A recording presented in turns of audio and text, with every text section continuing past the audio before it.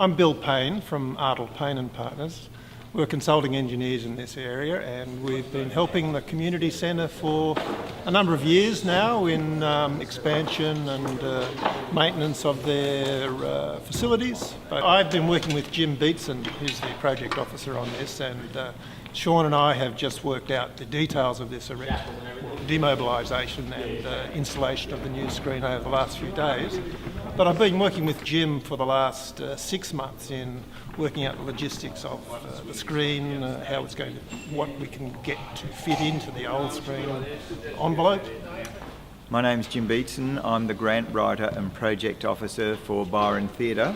So this is the biggest project Byron Theatre's been involved in the last 10 years. What we've discovered over time was that the theatre had two problems. Number one, when we bought the existing screen, most of our films were screened in stereo, so all we needed was a speaker either side of the screen. However, most of the films that we screen today are shot in surround sound, and so people sitting in the front row seats are actually hearing the stereo sound coming from very high above their head because the current screen isn't acoustically transparent, so that means that we had to mount the speakers above the screen because there wasn't room either side.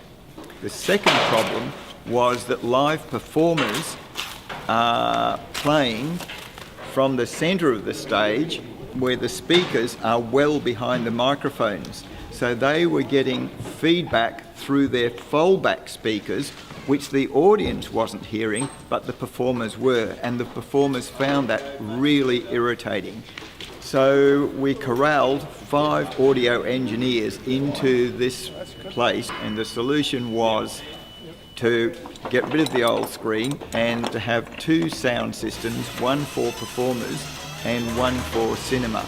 So now we've got 3 column speakers, one either side of the screen, which may be just inside the screen perimeter and a centre speaker, and then we're replacing our current very poor quality surround speakers by new better speakers.